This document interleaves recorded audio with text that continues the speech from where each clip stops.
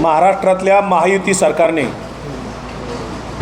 त्याचे महायुतीचे मुख्यमंत्री देवेंद्र फडणवीस साहेब ज्यांचं नेहमी म्हणणं असतं आणि आग्रही भूमिका ते नेहमी मांडत असतात की राजसत्तेपेक्षा धर्मसत्ता श्रेष्ठ असते।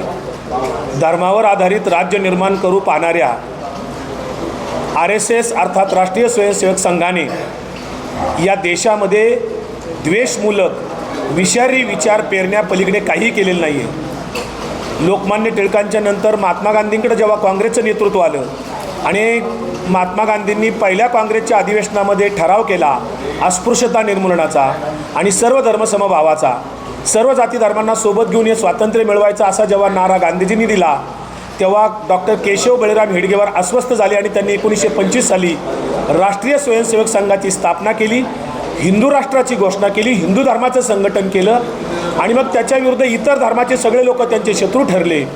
आणि त्या केशव बळीराम हेडगेवार असतील, त्याच्यानंतर त्यांचे जे दुसरे सरसंघचालक माधव गोळवलकर असतील, यांनी या देशामध्ये विषारी विचार पेरण्यापलीकडे काही केले नाही। ब्रिटिशांना उलट मदत केली। भारताच्या स्वातंत्र्य लढ्यामध्ये कुठलंही योगदान त्यांचं कधीही नव्हतं। अशा डॉक्टर हेडगेवारांना देवेंद्र फडणवीसांनी परवा 2 तारखेला महाराष्ट्राच्या सांस्कृतिक पर्यटन विभागामार्फत एक GR काढला आणि युगप्रवर्तक डॉक्टर हेडगेवार असे एक नाटक कोणीतरी लिहिलेलं आहे। त्या नाटकाला 45 लाख रुपयाची तजवीज केलेली आहे आणि पुढच्या वर्षभरामध्ये महाराष्ट्रातल्या वेगवेगळ्या विभागामध्ये हे नाटक सादर केले जाणार आहे। एका नाटकाला 7.5 लाख रुपयाची तजवीज सरकारने केलेली आहे। सरकारचा पैसा म्हणजे हा जनतेचा पैसा आहे। डॉक्टर हेडगेवार युगप्रवर्तक कधीपासून झाले असा प्रश्न आमचा देवेंद्र फडणवीसांना काय आहे, कारण छत्रपती शिवाजीराजे हे युगप्रवर्तक समजले जातात। त्याच्यानंतर जर कोणी युगप्रवर्तक समजले जात असेल तर राष्ट्रपिता महात्मा गांधी समजले जातात। मग युगप्रवर्तक केशव बळीराम हेडगेवार कसे समजले जातात हा आमचा त्यांना सवाल आहे।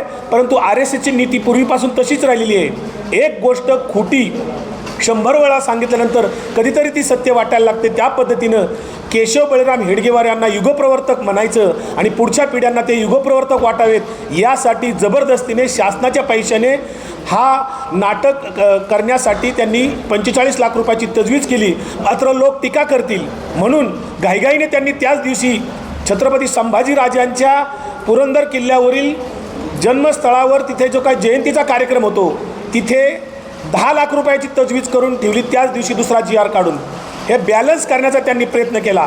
परंतु छत्रपती संभाजीराजांच्यापेक्षा केशव बळीराम हेडगेवार मोठे होते हे पुन्हा त्याच्यातून ती अधोरेखित करतायत।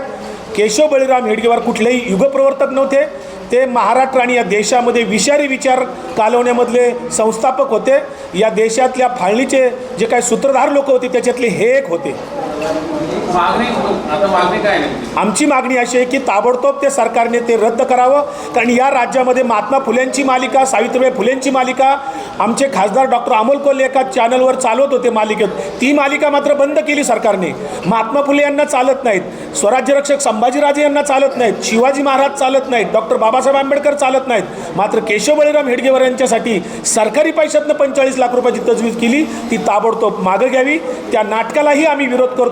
युगप्रवर्तक केशव बळीराम हेडगेवार हे आम्हाला मान्य नाही। हे विषारी विचार करणाऱ्या लोकांना शासनाच्या तिजोरीतनं खर्च करू नयेत ही आमची मागणी आहे।